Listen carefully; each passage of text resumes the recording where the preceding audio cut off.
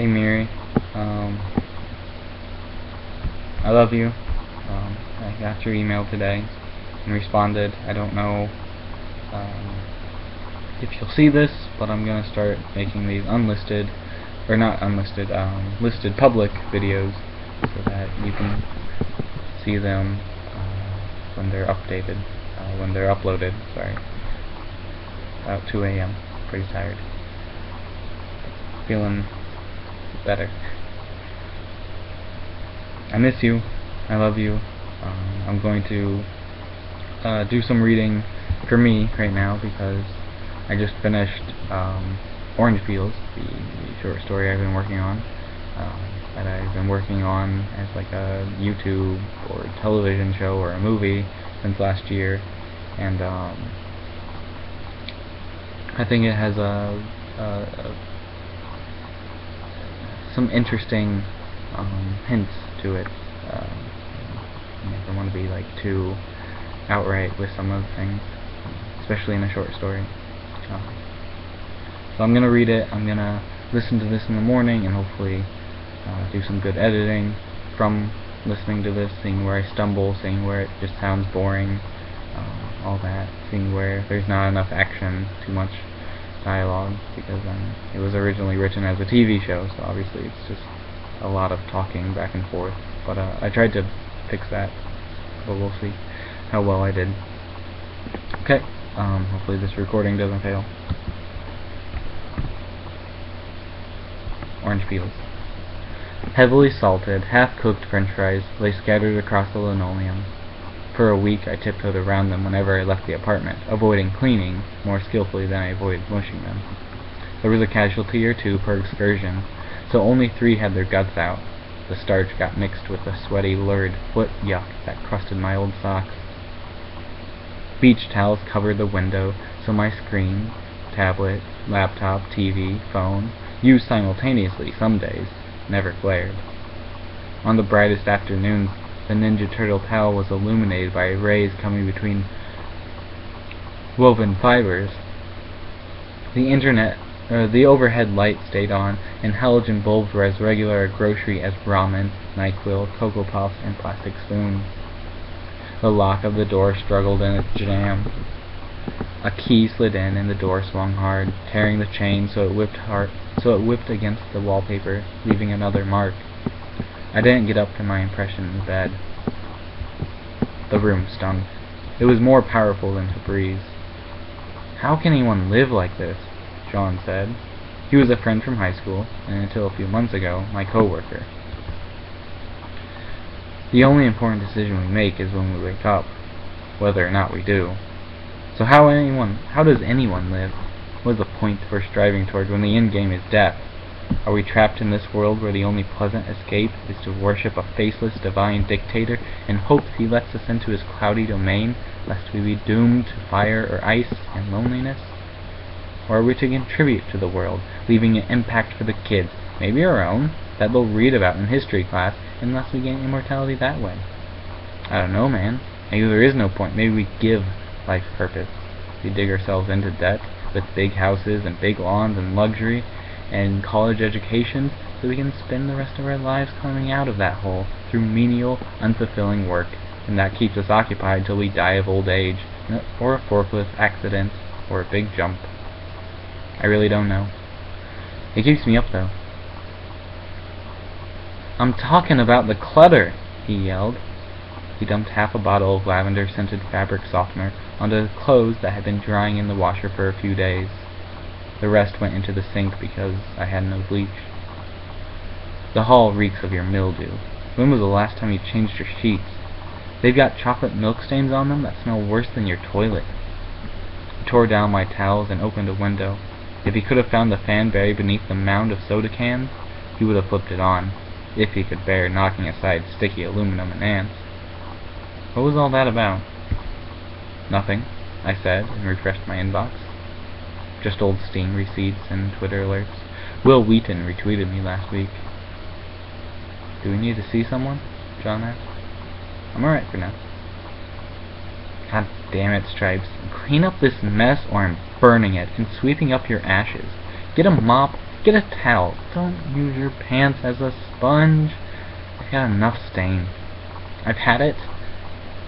We're having a goddamn yard sale, so get your shit together. Anything that's not stored away is going to be sold for a quarter, and I'm keeping them and putting all the gumballs I want. But we live in an apartment. We don't have a yard. Through the night he was in and out with armfuls. When I went for the toilet, I saw through the window how he made 2 piles under the street lamp, one for trash and one for selling, but I wasn't sure which was which. He took clothes from the corner pile, things that were torn to nudity or too small. I had put on weight recently. Just a gut that kept me from flexing in the mirror, or wearing the jeans and boxers I'd had since high school, through the college freshman 15, and worn just fine till January. He also went through the closet and hamper and got anything with stains, missing stitches, or holes. I was left with a few pairs of dress socks. What am I to wear? I asked. New clothes. Can you shop the Goodwill online? No. Then I can't afford more than a shirt with buttons. Used floss peeled from dishes I had left on the nightstand. As he sanitized the penicillin. Not without a job. And don't tell me this teaching online is a job. You get 10 hours a month? A week, usually. And I get $30 an hour. That's $300 a week. Over $1,000 a month. So why can't you pay your own rent? Why do I have to cover it? Why did we get 2 apartments?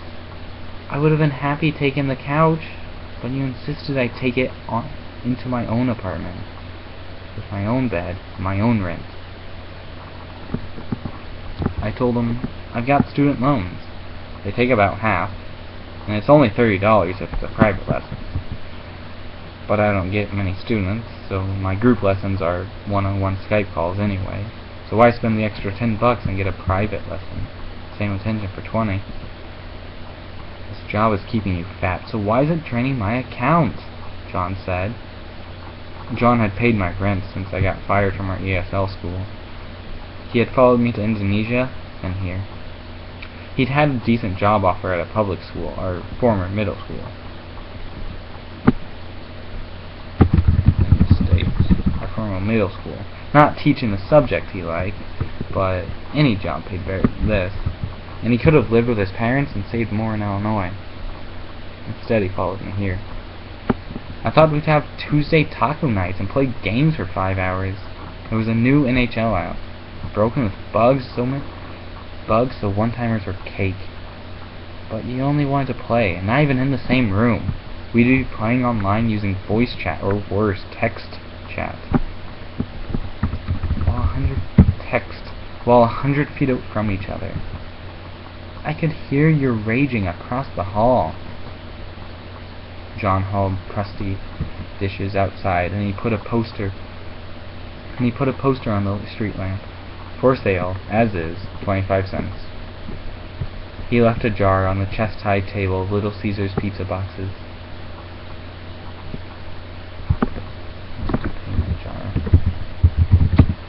When he came back, he said, "We both know it was bullshit. You shouldn't have been fired. Everyone knew it. But the one time you pissed off someone that wasn't me was someone bester in the school. You didn't even get your ticket paid, so we sold our couch to get back to the States, and all because you got gaga over a Richie's daughter. Arranged marriages are a big deal." I still talk to her, you know, I said. "Is that why you're not taking any of those jobs I found for you?" "I can't do 9 to 5. With the time difference, we'd only get an hour." And all she's got. Most people don't set an alarm for sunrise to talk for 4 hours to someone they've never seen naked. I shut my laptop. I'd been cooking my lap. Most people aren't imprisoned by their family either. The doorbell echoed through the room, and the neighbors heard through the musty wallpaper. It was the mute from 301 holding my faded and frayed Superman bathrobe that had been chucked in the pile with the bedsheets and OJ bottles and other trash. The guy was always stooping to get through doorways, and the robe was already short on me. He shoved $1 toward John, who took it, but the guy wanted change, so he stopped John from filing it in his wallet. "I don't have change," John said. "Just take it, free of charge." He shut the door on the mute who was slipping on his new purchase. When the guy came back with another item, John told him, take it all." But the guy kept coming, and on the fourth trip, John demanded $1 as an annoyance charge. An old lady picked through Lego sets, old notebooks, movie posters, tangled headphones, novelty hats, piratey sunglasses, tumblers with coffee-crusted grooves that sealed in the reek, and a sketchbook. Not mine, a gift full of me, crumpled from frustration, but precious still. "She's looking at this notebook," I said. "Sketchbook," I said, staying at the window. "You only saw because you had to pee. You couldn't be fucked to stop me taking it to sale. You just sat in your depression in the bed and watched me carry out your only memento. Last time you just took it to your room. And now the lady's going to put a quarter in the jar and run off. Why would she want those? I mean, they're just sketches of me and her. You'd really risk it?" And Priya. "You'd really risk it?" he asked. "Just go tell her it's not for sale. I've got backups, photos. Even if I lose the computer, they're emailed to 3 accounts. I can always find them, even if she takes the book. Maybe she's an art critic. She'll make them famous. Come seeking the artist. She'll have connections. We can go get her. We can go get Priya."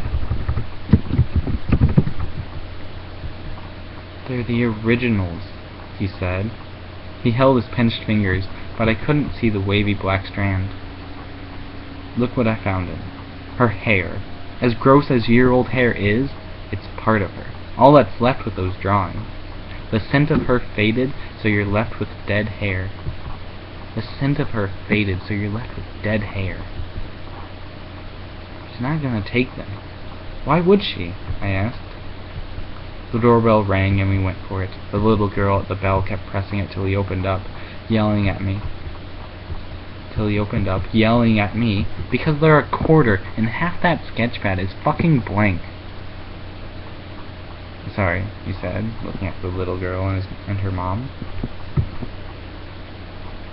"Are these for sale?" the child asked. "Are these for sale?" "Yeah." "And these?" "Yeah." "Yeah, all of it is." "Even this?" "Everything!" John slammed the door. God, can you believe the nuts in this place? "John, I think she's taking them. I think she's actually taking the drawings." My nose stretched the window screen. "So yell down and stop her. Or chase her. You can catch a hobbling lady. Go get her, would ya? You put the stuff out there, so it's gotta be you. You gotta get it. It's all trash to me." I was really panicking now. "She's taking her drawings. John, go get them." I lost sight of her when she went by the front door, and I pressed so hard into the screen it slid out and scared the little girl and her mom. "This too?" the little girl asked. The little girl's mom. "This too?" the little girl asked. "If you want the sketch pads, you have to get it," John told me, and pulled out his phone as he sat on my bare floor cross-legged. John told me and pulled out his phone as he sat on my bare floor cross-legged. "I need those." "I'm sure you can give her a refund." "John! So go. Leave the apartment for once." "I can't!" I screamed. It didn't bother the browsers. Their quarters clinked into the jars, then got rattled around when the homeless wandered past. That's when John put down his phone and looked at me and shook his head. He left me alone, left me to sweat for the night with the mosquitoes flying in the open window, and even a bee that distracted me for about an hour, till it stung me and the antihistamines put me in a coma.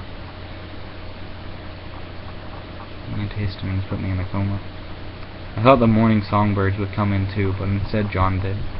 He threw the sketchbook on the floor. It slid open to a disgusting year-old strand bookmarking the crease.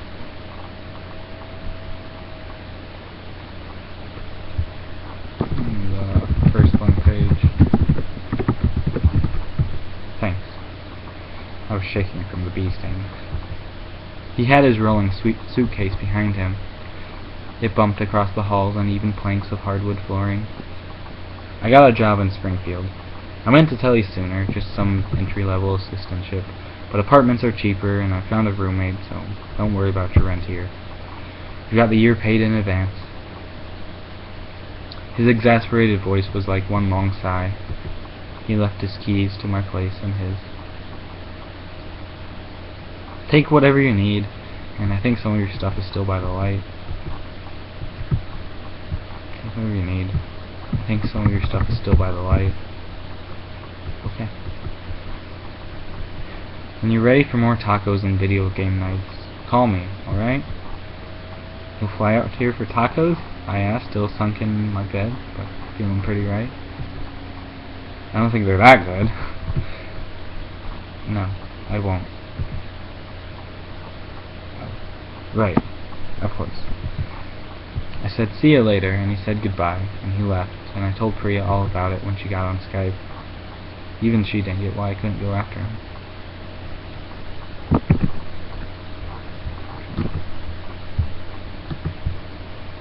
So, that's the story. It's a little long. I need to cut down some of it, but I think it's got potential, at least. I'll clean it up in the morning. I love you, Miri. If you listen to this, it's a preview. I'm gonna tape the actual reading. I hope we get to talk soon. I hope you're okay, too. I love you.